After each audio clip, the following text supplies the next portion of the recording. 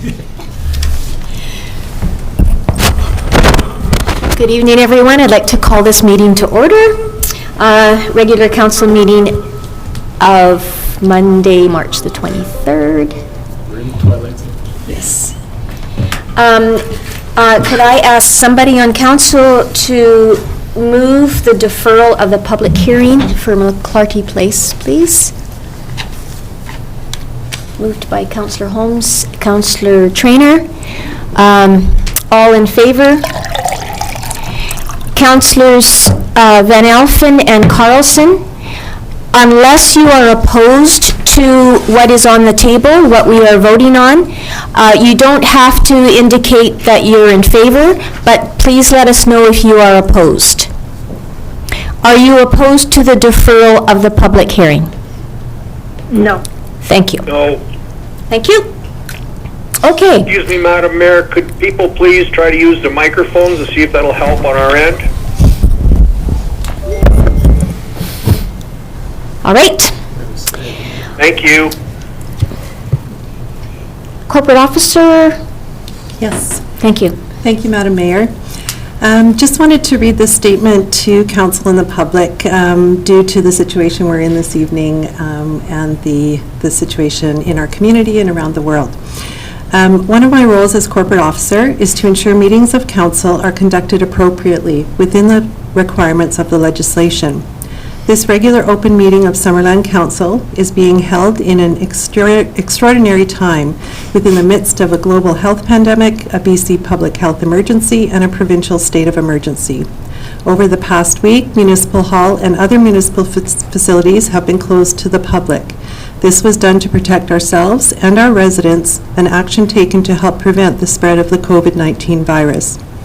It is for this reason that this evening, the regular meeting of council includes both an open and closed session, even as we encourage our residents to limit their attendance. This is to ensure we can follow the health and social distancing recommendations from our health authorities. Due to this limitation, council will be asked to defer all development items advertised for public comment and those that would lead to further public notification. This is an interim measure until further direction is provided by the province. Along with the Mayor and CAO updates, there are 2 business items in the open agenda, both legislative requirements related to financial planning and the annual budget cycle. This meeting has been posted to the public and published as required. Members of the public have been encouraged to participate by submitting written correspondence to be circulated to council, and as all open meetings of council, this meeting will be recorded and available to the public.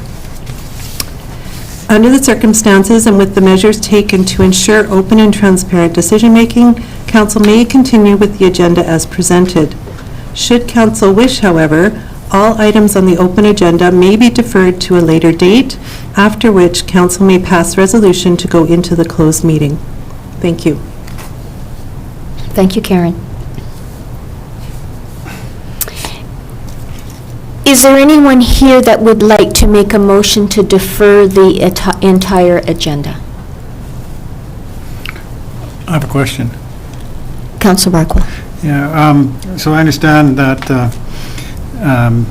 from you got a legal opinion that it should be an open meeting. We couldn't. That statement wasn't really kosher. What did the legal counsel say about proper notice in terms of length of time that notice is given? Because anybody until this morning would have thought that this was a closed session. And Karen?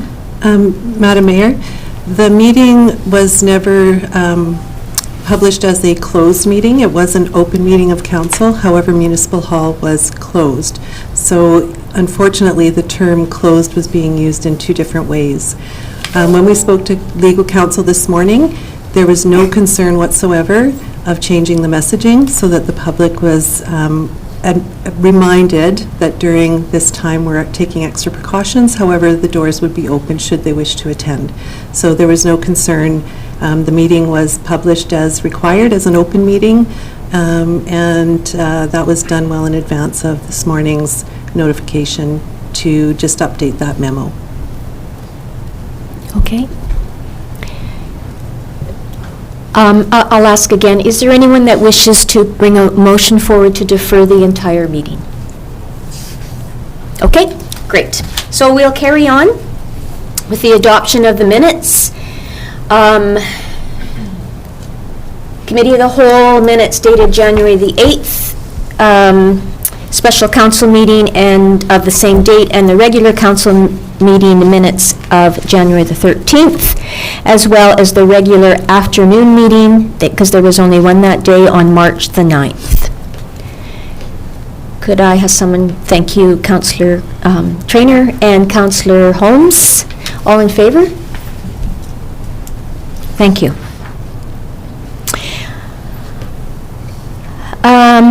On to my mayor's report.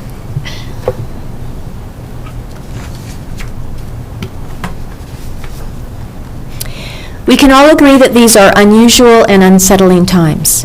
On February 11th, 2020, the World Health Organization announced a name for the new coronavirus disease, COVID-19.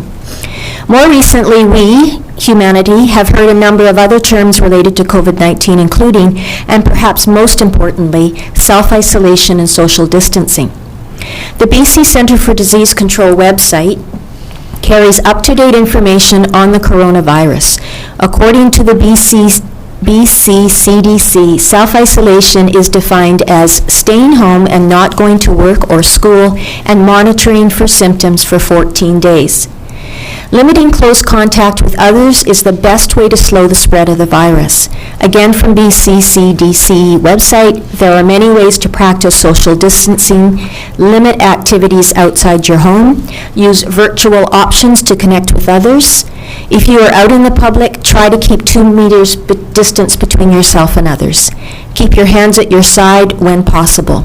Stay at home when you are sick, cough into your elbow or sleeve, and avoid social activities in large gatherings. It is up to every single one of us to change our daily routines and behaviors. We are not living in routine times, and normal behaviors are not acceptable. We know what we must do.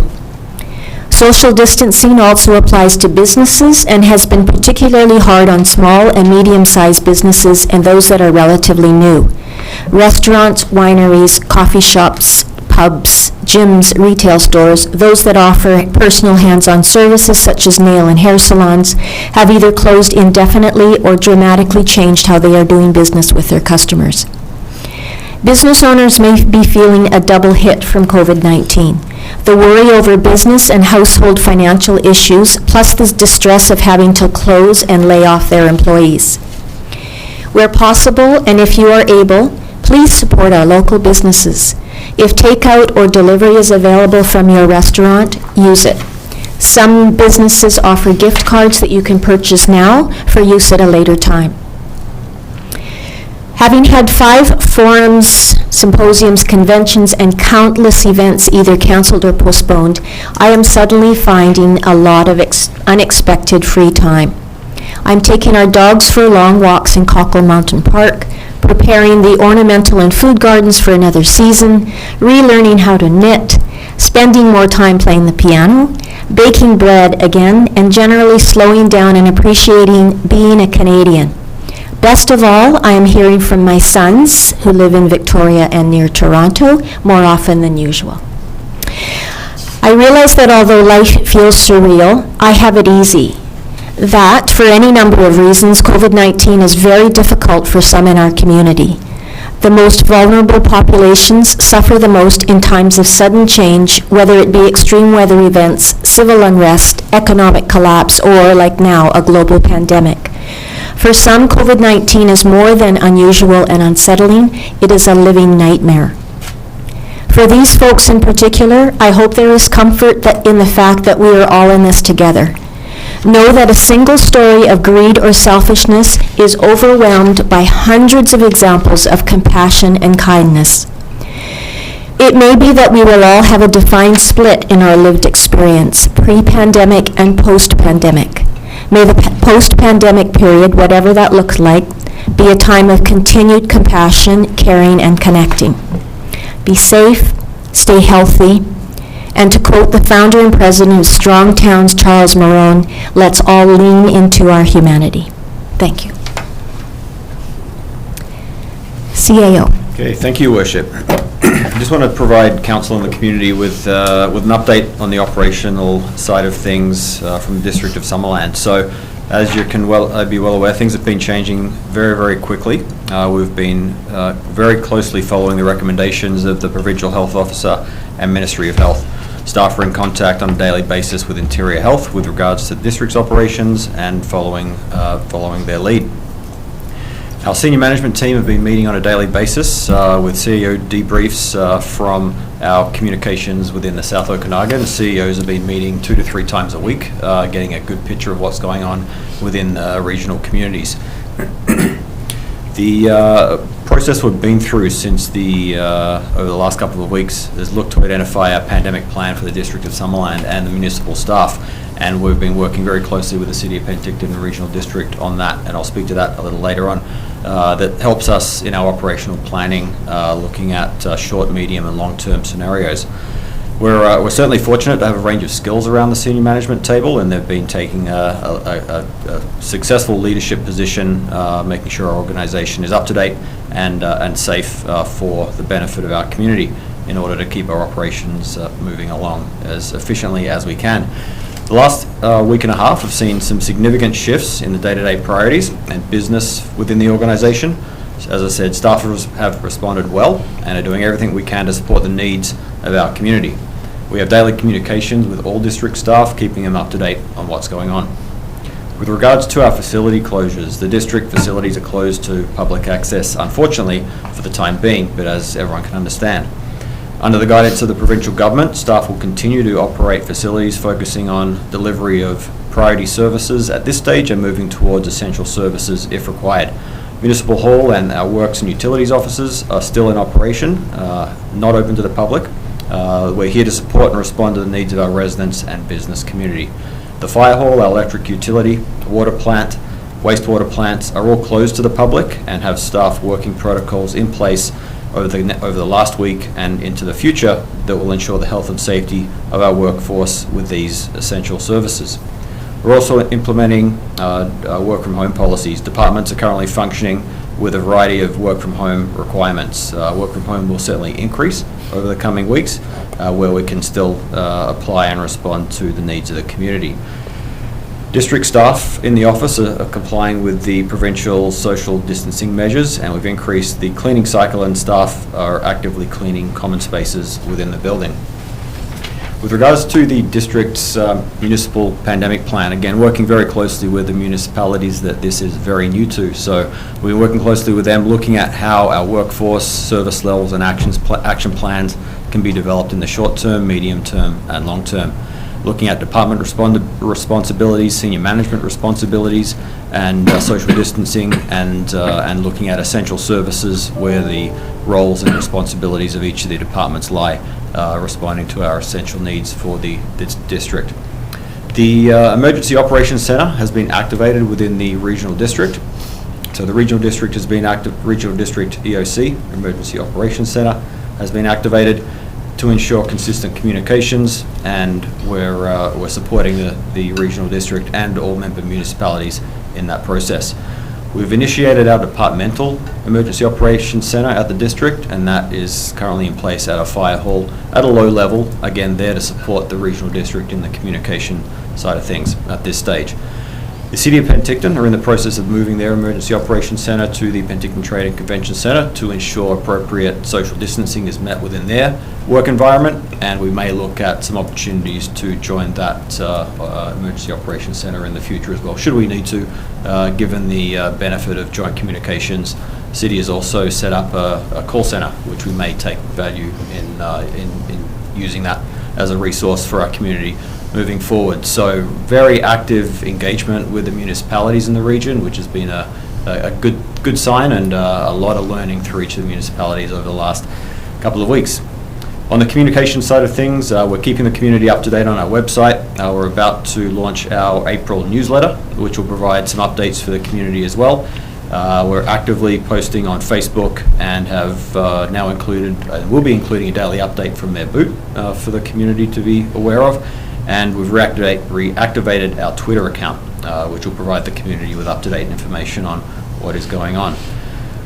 We've had a lot of questions from the community around a variety of different things. One of the things is around our development processes. We're certainly looking to the province for some direction on how council can meet and deal with development applications and the public process, given some of the limitations that we're bound by now. So we've got some opportunities to learn from that over the coming weeks, but also staff are in the process of looking through our development procedure bylaw to see what opportunities exist to use that bylaw as a tool to gain some efficiencies into the future. So we'll have more information on that over the coming weeks. We've had a lot of questions, as council can imagine, around parks and playgrounds. Many questions around should they stay open, should they be our active parks, what happens to our passive parks. So we certainly want to have that discussion with council to seek some direction on the parks in our community. And we're also working closely, as I said, with the City of Penticton Regional District to make sure that if there are any communications, that they're done in a consistent manner. And as Karen mentioned, from a council meeting perspective, a lot of questions on the process attached to council meetings. We are of the understanding that either later this week or towards the end of this week, the province are going to be coming up with some new updates to the existing legislation within the community charter that may allow some additional flexibility for council to meet and do business. What that means is yet to be seen, but we know the province are certainly looking at those pieces of legislation that guide how council meet and how the community involved in our public processes. So more information to come. It's been a busy week and a half. I think every time we put a bit of communication out, the things change very, very quickly. So we're trying to play catch up as much as we can, but certainly confident in the direction we've got from council and the direction we've had from our senior management team to lead the community forward during these very interesting times, and we're certainly here to support the community. Thank you. And we're confident in your work and your guidance with the senior management, so thank you for that. Councillor Holmes. Yes, sir. I don't know if this is opportunity, but if this is the time, but if we have questions on everything with which the CEO just spoke about, is this the time to ask them? Mm-hmm. Yeah. Yeah? Okay. So at the RDS last week, the board suspended the building procedures bylaw to allow a lot of that continuity to happen without having to I guess, with some of the constraints that are put on building bylaws, to remove those constraints. And so are we looking at something like that? Yeah, so currently, and Karen, correct me if I'm wrong, currently within our council procedure bylaw, council can cancel meetings, provided 2 consecutive meetings are not cancelled. So I'm talking about building. Yeah. The building. The development. Yes. Development procedures. Yeah, no, so should council wish, for example, to delegate authority to staff, as an example of how a process may not need to go to council and could be dealt with by staff, if there is not the ability to hold those public hearings. We've got the ability to look at that. However, we're waiting for guidance on the province because there's specific things under the development process that can only be delegated to staff. Rezonings and variances, for example, can't be delegated to staff at this stage. Maybe that's something the province will be looking at, maybe not. That's still yet to be determined. But I don't think at this stage there's any need to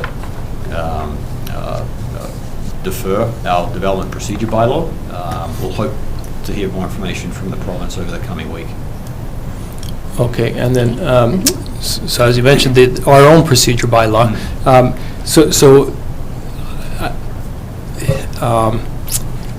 A lot of councils are being encouraged to meet electronically. I don't know if you saw the video of the last Vancouver City Council, but it was just the mayor and everybody else was attending electronically. Our procedures bylaw doesn't allow that. For that, Neither does our charter, but theirs does. Oh, is that right? The charter doesn't allow that either? The community. They have a I different know. charter So from the the rest of us. community charter doesn't allow more than 2 people phoning in? Nope. Or just our procedure bylaw? Through Madam Mayor, yeah, it's our procedure bylaw that allows 2 councillors to attend by electronic means. The chair in the community charter, the chair does have to be in person. but it is up to each council to determine how many can participate electronically.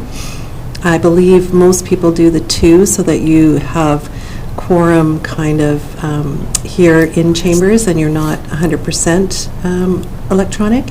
However, I think that's one of the things we'll probably hear from the province is maybe looking at different ways for councils to meet that that might allow us some more flexibility.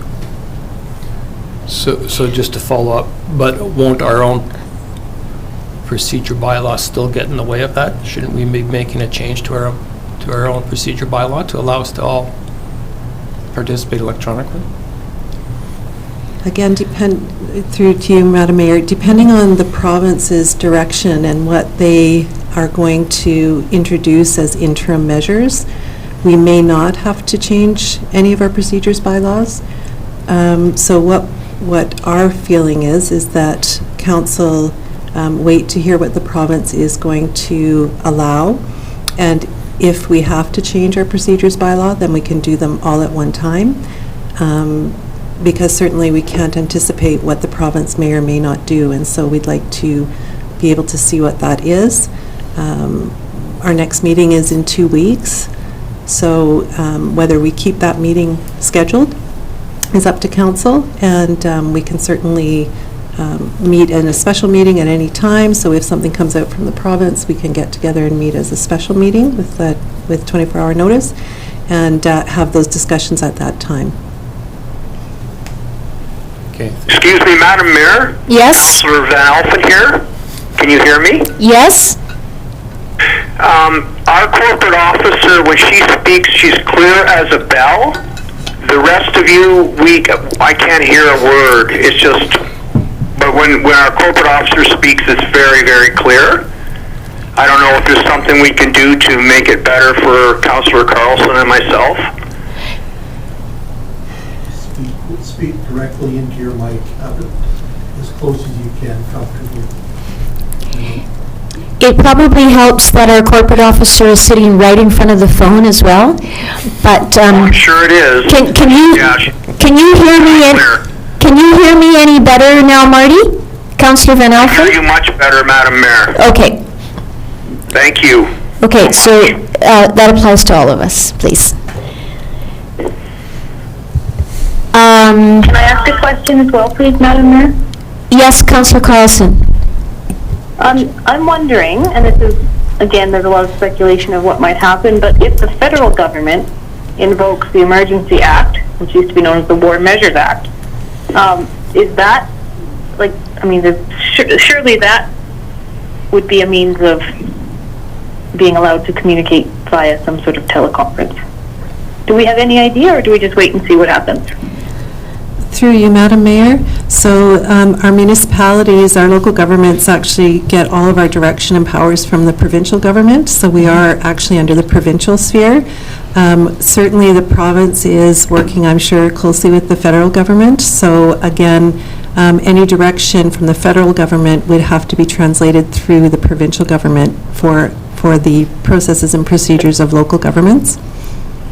Okay, thank you. Councillor Buckle, I just want to say one thing. Provided Councillor Carlson and Councillor Van Alphen can hear me, our next telephone conversation with the provincial ministries is this coming Thursday. And the CAO is in those meetings with me as well. So it may be as early as then that we'll be hearing more. Councillor Barkwell? First of all, can you hear me, Councillor Van Alphen and Councillor Carlson? That's Very better. well. You, A little better? yes. Okay. Yeah.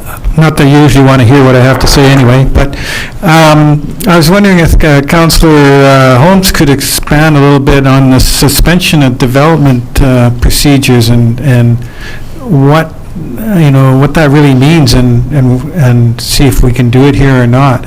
Is it? Yeah, well, what that means, if you just have to read my arduous report, it's all in there. Well, I read the report, and that raised the question. Oh, okay. Well, what it means is being able to suspend public hearings, waiving public hearings, for example, for rezonings, and on all land use matters. But isn't that part of the legislation? I mean, I haven't looked at theirs, but I wouldn't expect they would have the authority to to waive public hearings and such. Yeah, Councillor... they do probably, I think the CIO could probably speak to that a bit more. I think the CIO has quite a bit of authority to do those sort of things if it's delegated. Yeah, through the Chair, Your Worship, Council can waive public hearings, but it would be a very rare occurrence that you would want to waive a public hearing. It may be for an administrative amendment, for example, or a text amendment, for example, to a bylaw, that would be waived, but for a rezoning from a single family to a multifamily zone, for example, something like that, highly unlikely that council would want to waive that public hearing. Yeah. I think we can certainly follow up with the regional district and find out the details. Their bylaws may be a little different to the bylaws that we have as well. And from my understanding, they've postponed any of their meetings until there's further direction from the province as well. So that will delay any development projects coming through to the regional district until the province makes some changes. So that's I believe where they sit right now. Okay. Any other questions? Oh, Councillor Traynor. I just have a question about public hearings.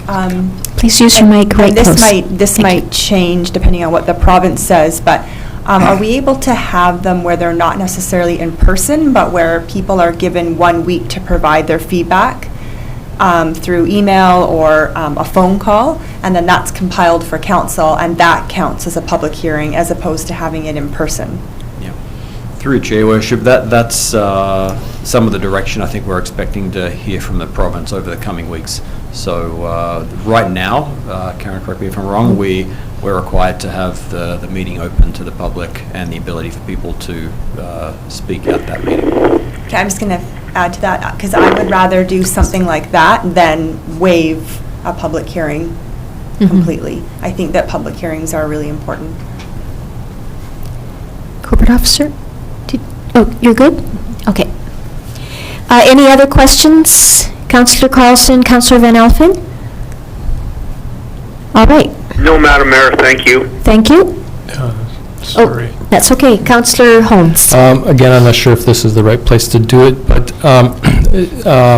as you mentioned in your report, Madam Mayor, a lot of families are really struggling out there, losing jobs, and businesses are closing or expected to close. And like a lot of other levels of governments, they're taking initiatives to support their residents. And a lot of other municipalities are doing things like waiving the late payment fees for utilities, payments, deferring the property taxes and things like that. And I'm just wondering if that's something we can look at to do. I don't know if that requires a motion from council to do that, or if we could provide direction to our finance. I understand that, you know, we'll have our own financial difficulties, and we'll have to figure all that out, and the impact all this will have on our own budgets. But we have heard the Director of Finance say in the past that cash flow, we do have a lot of financial problems in the district, but cash flow isn't usually one of them. And so I think if we could give people the opportunity to defer paying their property tax for 60 days or something like that, that will help a lot. And maybe the Director of Finance can report back to council with recommendation of what would be a suitable grace period. Yeah, certainly myself and the CEO have had these conversations, so thank you for bringing that up again. And did you want to speak? Yeah. I know that there's discussion. Yeah, through the Chair, Worship, we've had early discussions with finance team on what the potential is. Again, through discussions with surrounding municipalities, they're all looking at some similar scenarios, but we certainly expect to be able to be in a position, hopefully over the next couple of weeks, to provide council and the community with more updates on what those options might be. Thank you. Thank you, Councillor Holmes. Councillor Buckwell. Yes, thank you, Your Worship. The CAO mentioned many municipal facilities and such that are closed. I was just wondering, a lot of people have, well, not a lot, but I've had more than one comment about the skate park. I just wondered if that had been closed. CAO? Through the Chair, Your Worship, as of now, the skate park has not been closed. That's one of the parks that we certainly want to have that discussion with council on. We've had a couple of, we've had a few people concerned around the congregation of the amount of people in that skate park. We've had some positive comments from the community saying thank you for keeping it open, so there's a place for the community or the kids to use. So we've posted some signs on that and a number of the other parks and playgrounds in the community, making it very clear around the provincial guidance for social distancing. But in terms of closing those active parks, that's certainly a discussion we want to have around the council table to see if there's an appetite to make that change and then implement it relatively quickly. So where in the agenda are we going to have that discussion? Through Chair, Worship, it's not specifically on the agenda, but if council would like to have that discussion now around our parks, then I think it would be timely, given that we're in the beginning of that conversation. Would you like to start the conversation? Sure, I'll suggest further? that the skate park has to be, or should be closed. I believe that a lot of other similar facilities are being closed. The young people, they might not realize that they have the symptoms, and then they bring them home, and then they go here and there. I mean, it's just a real obvious place that, I don't see why it should be an exception.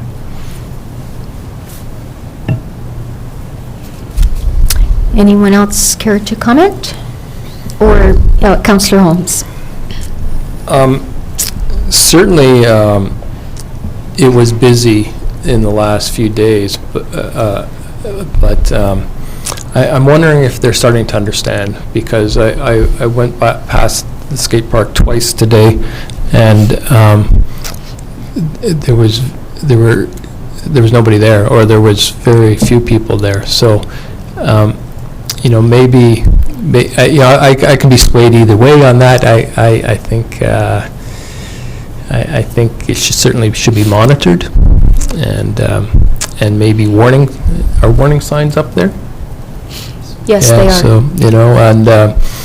and it certainly should be monitored, and if they should be made aware that if they don't adhere to social distancing, then it'll be closed, give them, I don't know.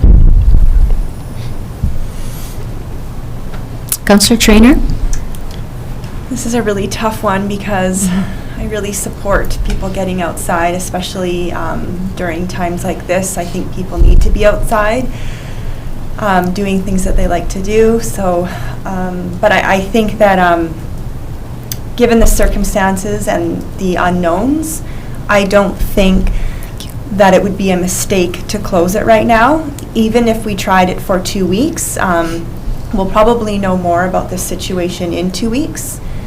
I would rather take extra precautions than be like driving by and wondering if kids are clustered there. If we close it, then it sends a strong message, and then everybody knows everybody's on the same playing field. There's no questions from anybody, and no one has to have any anxiety about wondering whether kids are gathering there. And it's clear to the kids too, then it's fair to them, because otherwise, we're leaving it up to them to say, oh, are we 2 meters apart, or are we a meter apart? And I just don't know if that's fair. So I think that closing it for 2 weeks and then reassessing it when we have more information would be a good idea. Councillor Patton, and then I'll go to the two on the phone. Thank you, Madam Mayor. I agree with Councillor Traynor. Yesterday, as a matter of fact, when I drove past the park, there must have been well over 20 people at the park. And I agree that people have to get out, but I think when the close confines of the park, that social distancing is pretty much impossible. So I do think that we need to just take that leadership role and close it for a couple weeks until we can find out how we can better navigate and go in that regard. Thank you. Thank you. Could I have someone put a motion on the table, please? Councillor Barkwell? I move that the skate park be closed for 2 weeks and reconsidered at our next opportunity. Or actually, maybe, I don't know when our next opportunity will be. So maybe the motion should be the skate park is closed until council has the opportunity to revisit the decision. And will it be just the skate park, or will it be other recreational facilities like playgrounds? We haven't discussed the others. Maybe we can speak to them individually. Are you seconding the motion, or? I just have a question. Okay. Are our playgrounds open or closed right now? All of our playgrounds and parks are open right now. They're all open? Yes. Okay, I would suggest that we add playgrounds to that as well, because some municipalities in BC are closing them and others aren't, and it's not clear to people. And so I think we need to be really clear. And I think if we add playgrounds to that, then everybody knows that, and then we can reassess in 2 weeks. I'm just saying 2 weeks because that's our next meeting. I don't know if that's the right time period or not. I don't know. But I think playgrounds should be added to that. All right, I'm okay with that. I just said I wasn't sure whether we will necessarily meet again in 2 weeks.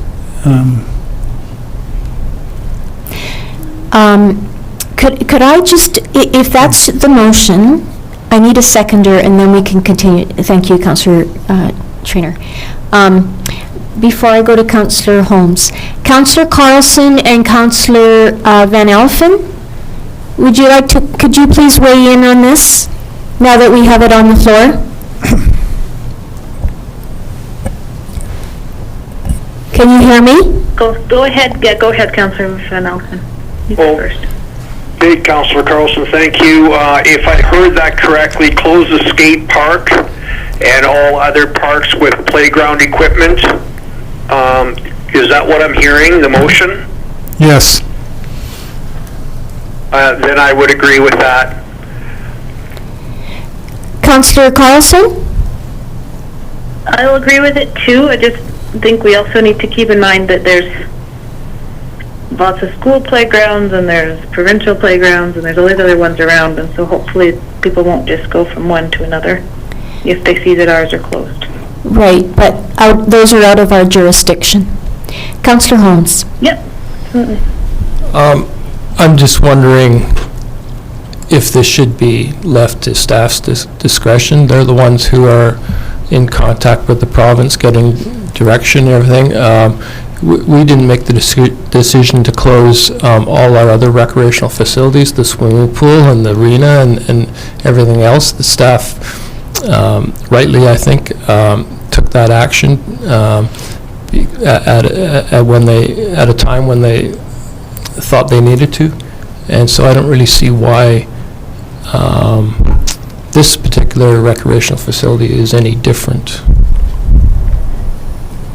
Do you want to speak to that, or would you like me to speak to that? Sure, I can just chime in quickly. It's certainly an operational decision, and I think just really looking for direction from council on their appetite for closing them, because they are public facilities and you represent the public, and they're obviously going through a very difficult time right now, and these are some amenities that the community certainly enjoy, but based on the information that we've had from the province and the inappropriateness of too many people gathering in one place, staff would certainly support at least the short-term closure from an operational perspective.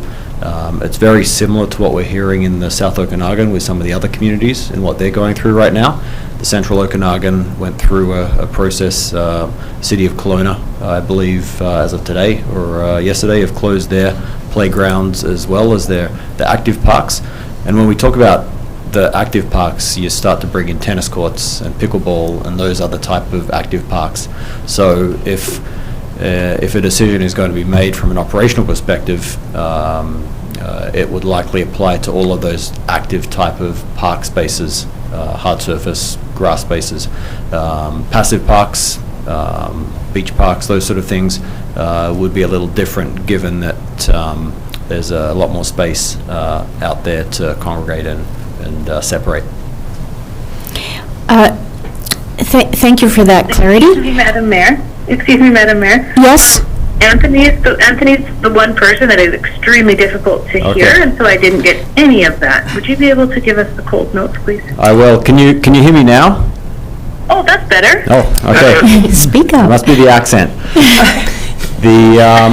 So I was just saying, Councillor Carlson, that the decision to close parks would be typically an operational decision. However, we definitely want to have that discussion with council, given the fantastic amenities that they are and the value that they provide to the entire community. However, with the direction that we're getting from the province and the concerns that have been identified around people gathering too close together, we certainly want to get a feeling from council on their appetite for closing these parks. And we were discussing the active parks, which would apply to the skate park, tennis courts, pickleball courts, and playgrounds as one set of parks, which we'd recommend in the short term at least be closed, and in the keep open our larger green spaces along the beach and our larger park spaces, green park spaces. Thank you. That was much easier to hear. Thank you. Dale Meadows would stay open as a sports field, or not? No. No. The gate is closed. A gate is closed to Dale Meadows and to Giant's Head as well, and they would remain closed. They typically remain closed until April. They will remain closed for the time being as well. But you can still hike up Giant's Head? Correct. With social Correct. distancing? So trails and are still open Are you with the distancing requirements in place. Are you still able to use the trail around Dale Meadows Park? Yes. Thank you. Good. That's good. Councillor Barkwell. Yeah, since we had some discussion and indecision about how long they should be closed for, perhaps I'll put forward an amendment to my own motion, and we can vote on that they stay closed until staff make the decision to open them, and then we'll put that back in the hands of staff. Seeing as how you're doing an amendment, could I ask for another amendment? To have it, instead of playgrounds and skate parks, as our CAO suggested, active parks? Oh, So that would be tennis and pickleball as well? well, that's another And sports discussion. I fields. mean, you're not exactly, it's not like a playground to be playing tennis. You're a good distance from each other. You don't have to shake hands. No, I don't think I want to make that amendment. I think I would like to make an amendment that the parks change the wording from for 2 weeks or until the next council meeting to be open at the discretion of staff. And if somebody would like to second that. Do I have Councillor Holmes, you're seconding? Sure. Okay, please use your mic. Yes, I'll second that, but I'd also support the mayor's recommendation. So for tennis, for example, in fact, today I was just talking to a fellow tennis player. We were drafting in our, hypothetically, how we could do how you could play tennis in a pandemic. And so we were talking about, okay, each server would have to have their own set of balls, and you wouldn't be able to touch the other person's balls when you're serving. right? Tennis balls, yes. Tennis balls, yeah. That's, the others don't matter. You would have to somehow change, you couldn't play doubles, you could only play singles. You'd have to make sure that if there was another court, there was nobody playing on the court next to you. You would have to, when you're sending balls back and forth to each other, you'd have to be able to pick them up with your foot in your racket and send it back. You'd have to change the rules so that you couldn't, both people couldn't come to the net at the same time, so you'd have to have no serve and volleying. You would have to have probably no drop shots, which for me would ruin my game. So it does affect tennis. It does affect tennis in a big way, and pickleball and all the sports. So I would recommend that all active. Thank you. Things. Yeah. Does that answer your question? Yeah, well, I've got another, so, okay, well, then maybe we can just vote on this amendment, then, and you can put forward another amendment. And it seems that if those incidental contacts of tennis are concerned, you'd have to be more than concerned about playgrounds and skate parks. Well, he's agreed with that. Yeah. I think we should close all as the CEO was saying, we should close all active, whatever they're called, parks. All active parks and Recreational facilities. Recreational facilities. And probably this is all kind of moot anyways, because I fully expect us to be in total lockdown in the next few days. And so. Okay, so we are voting on the amendment to leave it at staff's discretion to close skate parks and... To open them, when they open them. Sorry, I'll just reword that. We are voting on the amendment to close skate parks and playgrounds and leave it to staff's discretion on when they may be opened again. Yeah. And that's been seconded by Councillor Holmes, the amendment. All in favor of the amendment? Opposed? You're in favor on the phone. So that, so that amendment is carried, and so now we'll vote on the amended motion. Any further discussion? Councillor Traynor. Can you just repeat the amended motion? That playgrounds, oh, Karen, do you have it written out? Thank you. I do. That council directs staff to close the district skate park and all other district parks with playground equipment until further notice and be opened at the discretion of staff. Thank you. Councillor Traynor? That's the one that we just voted on, but you created a new amendment, right? No, it was not accepted. No. We could now. We could now. Yeah. Okay, so Doug, Councillor Holmes, are you going to make a... Basically, we want to extend it to all active parks, right? That's what we want to do? If that's the wish of anybody that's sitting around the table. So make the motion. Okay, another amendment? Thank you. I'll make the amendment that we close all active parks and leave it to staff's discretion for when they should be reopened.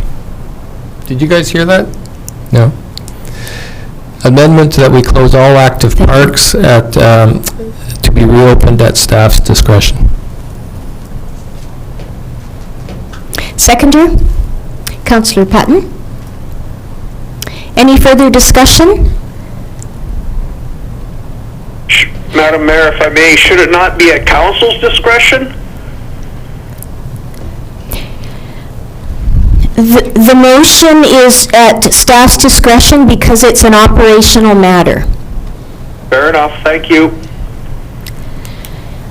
If there's no more discussion on this amendment, I will call the question. All in favor? Any opposed?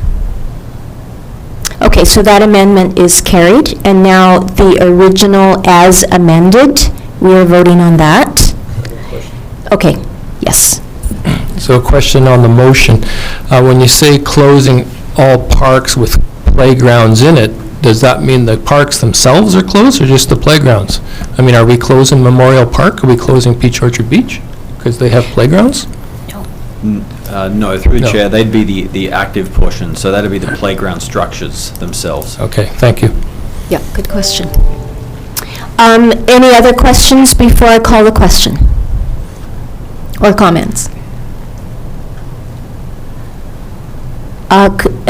Corporate Officer, could I have you read this amended motion one more time, the one that we're voting on? The original. Okay, that council directs staff to close the district skate park, parks with playground equipment, all active parks, and be opened at the discretion of staff. Okay? Okay. That's what we're voting voting on. All in favor? Any opposed? That is carried. Thank you. Okay, anything? Question through to our CAO, if I may. Yes? In other communities, they've taken yellow caution tape and wrapped it around playground equipment, and could we do that just to indicate that is closed, and the skate park do the same thing? Yes. I mean, and then, people that want to walk in Memorial Park can still do so.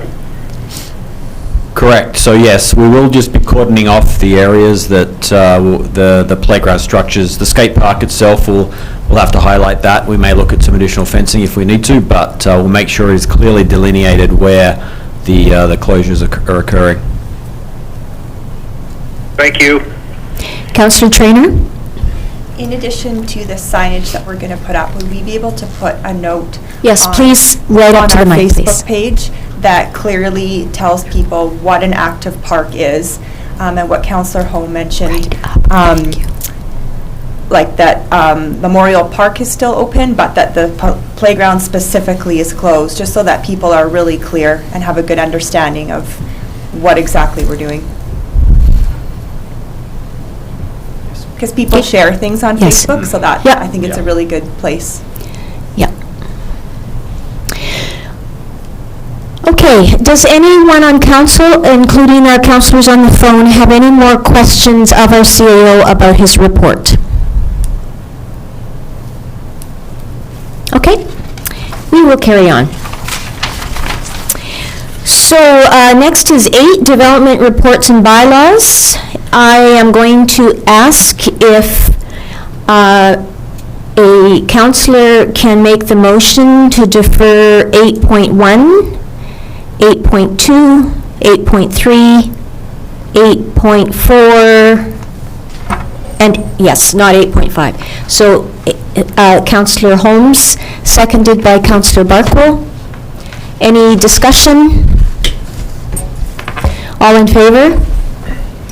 Any opposed? Carried, thank you. 8.5 is the February 2020 Development Services Department Monthly Report, and CAO, are you delivering that tonight? Thank you. Yes, thank you, Your Worship. So just a quick update. So these are the monthly statistics that our Director of Development Services and her team has put together, and we submit this to Council on a monthly basis, and we'll be forwarding the statistics to the Development Process Improvement Committee as well. We're sitting at approximately $3.5 million worth of construction value so far this year, and 21 building permits issued to date. Thank you. Good. Thank you. Any questions of that CEO of that report? Okay, could I have somebody receive it for information, please? Make that motion. Councillor Patton, seconded by Councillor Barkwell. All in favor? Any opposed? Thank you, that is carried. Number 9, public comment opportunity.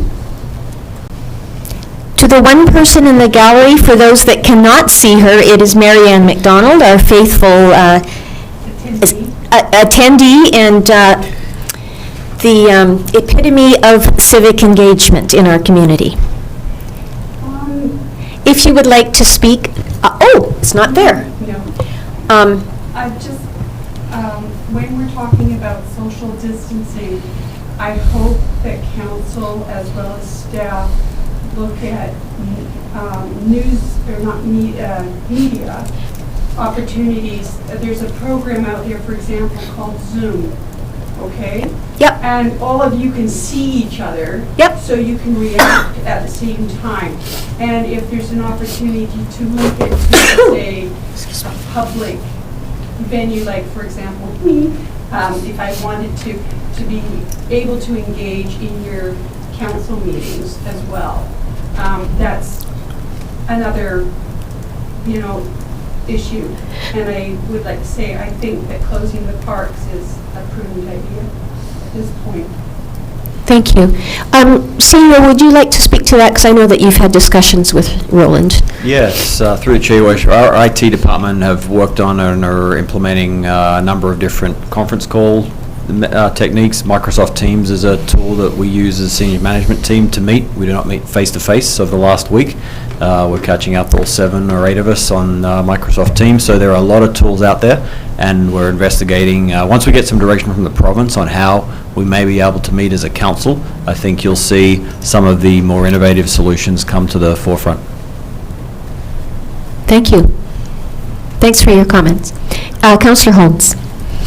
And presumably also committees will be able to meet that way. Is that correct? Correct. Yeah. We'll be looking at all options for all of our committees as well. Thank you.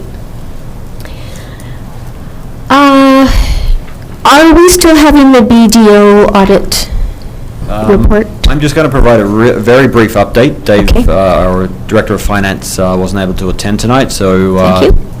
this report is just an introduction to Council for the audit planning process that is beginning. The Canadian audit standards require the auditor to communicate with Council during the audit engagement. The report from the auditor, attached to the Council report, ensures that they are meeting their legislative requirements.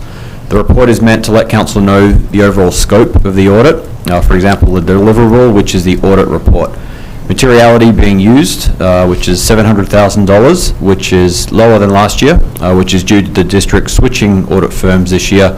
It is BDO's first time auditing, so it was expected to see this lower materiality. I was advised by our CFO.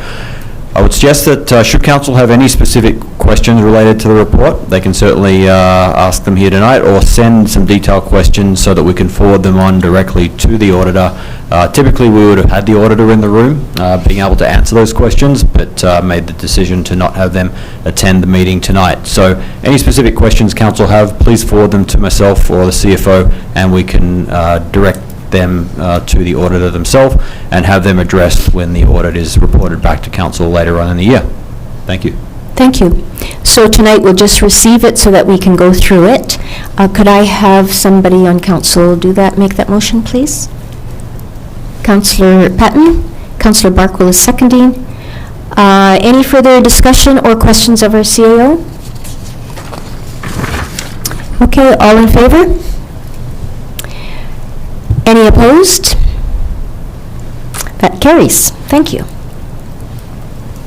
10.2, Parcel Tax Roll Review Panel, and this is for you, right? Thank you. Correct. Thank you, Madam Mayor. The Parcel Tax Roll Review Panel is a statutory committee that is appointed every year in order to review the annual parcel tax roll and any additions or deletions from that roll. Council is being asked this evening just to appoint the councillors that would like to sit on that review panel. The second part of the recommendation, where we're setting a date for the meeting, we are requesting that we postpone that simply because the notification does have to go to the public, and we're not sure yet what the engagement might look like with members of the public. So we do have time to schedule a meeting at a later date, but it would be good to have the 3 councillors appointed so we can find a date that will work for those councillors. And that's everything, Your Worship. Okay, thank you. Any takers? Councillor Patton? Yes, Madam Mayor. Thank you. Anyone else? I nominate Councillor Marty Van Alpen to make up for his vacation. I'm on self-quarantine. Not until the 14th of April. Sure, I'll put my name forward. Thank you, Councillor Van Alphen. Anyone else?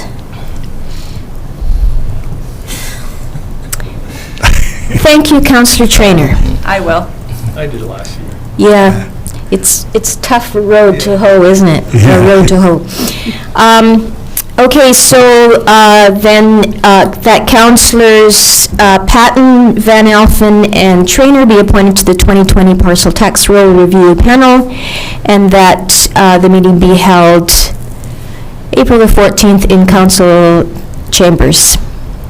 Madam Mayor, we're actually going to, and that a meeting be held at a future date. Okay, yes, sorry, yes. Be held at a future date, because April 14th is not a good date right now. Could I have someone make the motion so we can get that on the table? And seconded by Councillor Patton. Any discussion? All good councillors on the phone? Yes. Okay, I'll call the question. All in favor? Any opposed? Thank you, councillors, for stepping forward.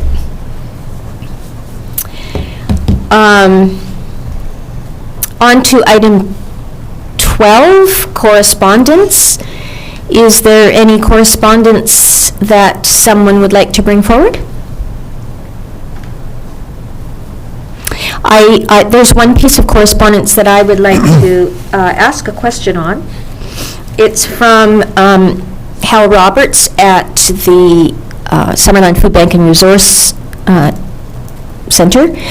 He is the chair of the Summerland Child and Youth Committee. He's asking if he's extending an invitation to myself or anyone on council to provide a representation to their monthly meetings.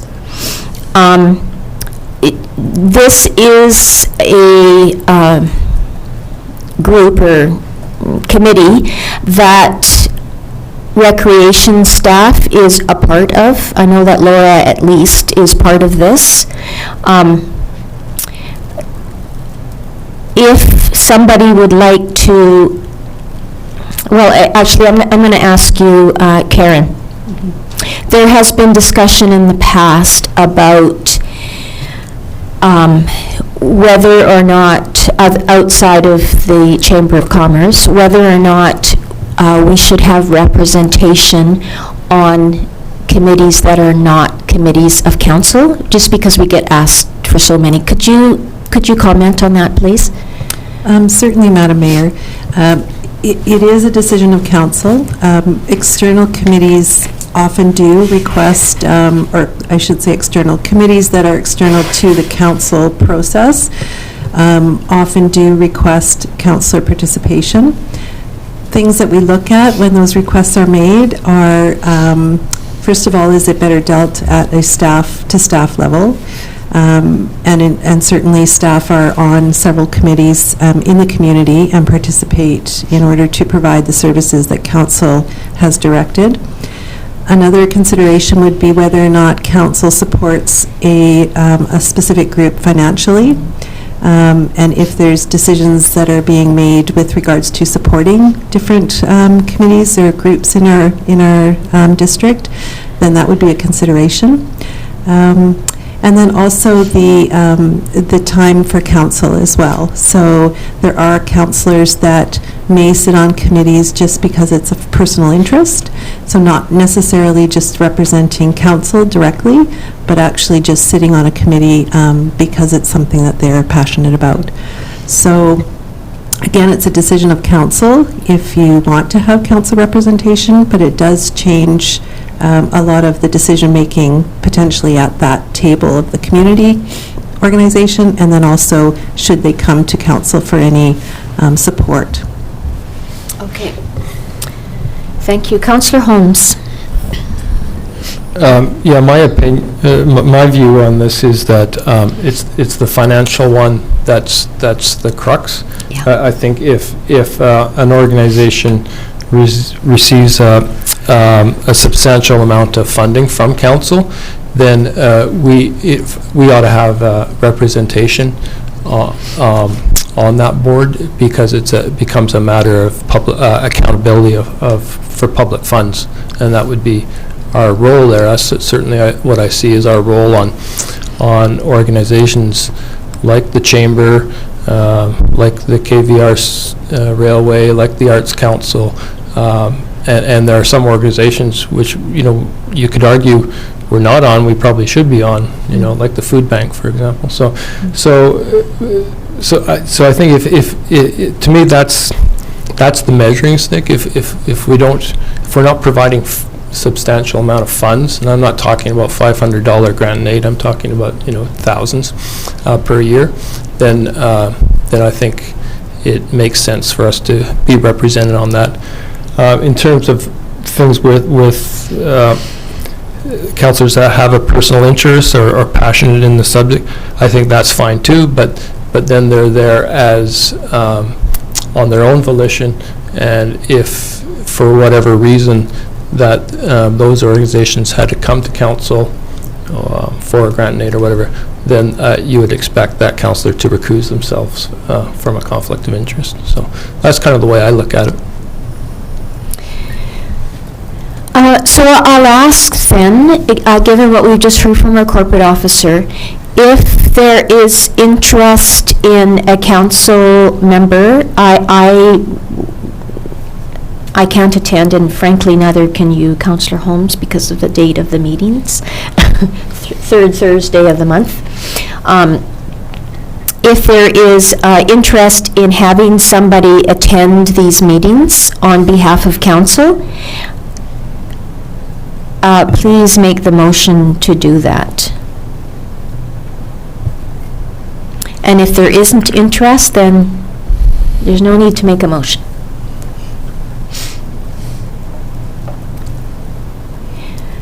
All right, I don't see interest, so we don't need a motion to write. Councillor Barkwell. Yes, okay, so assuming we're done with that subject, I'd like to address some other correspondence. Yes. Your Worship, the Recycling BC conference, is this a letter from them, an invitation to send a delegate, or are they just sort of telling you this is happening? Because I wondered whether there was an opportunity to go there and lobby for a satellite recycling station for Summerland with the people who maybe have influence. I suspect that conference is cancelled, given where it is and the time that it is. That it's which? Cancelled by now? I suspect it is. I know that the second June conference that I was attending has been cancelled. So I don't know for sure. Do you know CAO, or even if this is on Civic Info? Yeah, through the Chair, Worship, I don't know the details of whether or not it's been cancelled yet. Highly likely, but I can forward this off to our sustainability coordinator to review, because likely if a staff member was going to attend, it would be Tammy that would be there. Right. So we can confirm that. That's a very good thought, though, Councillor Barkwell. I know that we advocated for that at UBCM, but doesn't hurt to Yeah, we got to keep try it again. Keep it in the forefront. Keep it in the forefront, And yeah. there may be other issues, yeah. Right. Okay, so that would be great, Anthony, if you could do that. Is there any other correspondence that a council would like to bring forward? All right, so could we receive this for information then, please? Councillor Barkwell, Councillor Patton, all in favor? Any opposed? That is carried. On to councillor reports. Councillor, I'll start with the people on the phone, because they probably feel a bit left out. Councillor Carlson. I don't think I have anything to report tonight. Thank you. Councillor Van Elfen. Thank you, Madam Mayor. Day 4 of self-isolation. Please be safe out there. Thank you. Thank you, Councillor Van Elfen. Councillor Traynor. I don't have anything to report tonight. Thank you. Councillor Holmes. Just that I'm sure many of you know, if all of you probably know, that I'm currently staying alone in a house that's not mine, while my family members are at home in self-isolation. I know many of us find ourselves in some pretty bizarre situations right now, and many of us are separated from our family and friends. I struggle with the term that we all hear all the time called social distancing. I think Yes. a better term is, I'm glad the media is starting to use, is physical distancing, because I think at this time we need to socialize more than ever. Just we have to find a different way to do it. And we need to support each other and let everyone know that we're not alone out there. I don't think I've talked on the phone as much in the last week or so since I was a teenager. And I'm FaceTiming. FaceTime has become a savior. And I think my daughter might even get me onto Snapchat or TikTok or one of these days. So, and it's I did attend some meetings last week. They were all virtual. The Chamber of Commerce meeting they were using the GoToMeeting.com platform, which was good. Others have been using Zoom. So there are all these platforms out there, and I think this is kind of the reality for the coming months. So let's learn to love our technology. Yes. Thank you, Councillor Holmes. Councillor Patton? Oh, thank you, Madam Mayor. I think that, sorry. Thank you. There we go. Thank you.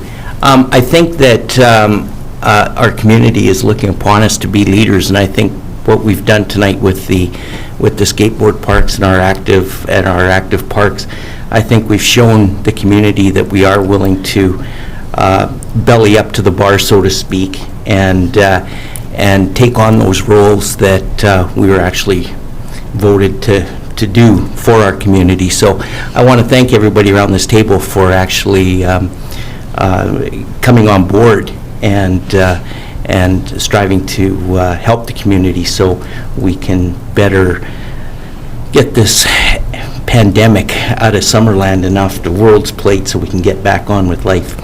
But thank you. That was all. Thank you. Councillor Barkwell? Well, I guess that old saying, it's a dangerous world out there, has never been more true. And so I'm staying on the farm. Staying on the farm. Councillor Barkwell, thank you. All right.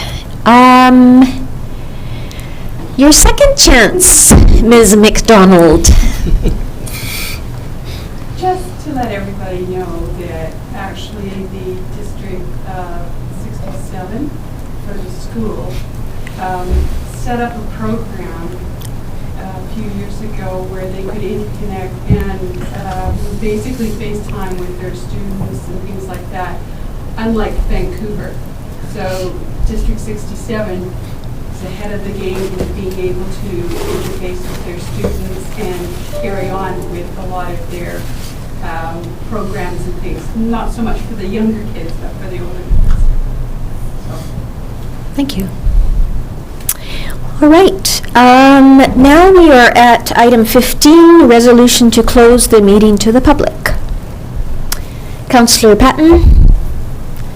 Seconder. Councillor Traynor? All in favor? Any opposed? Bye-bye.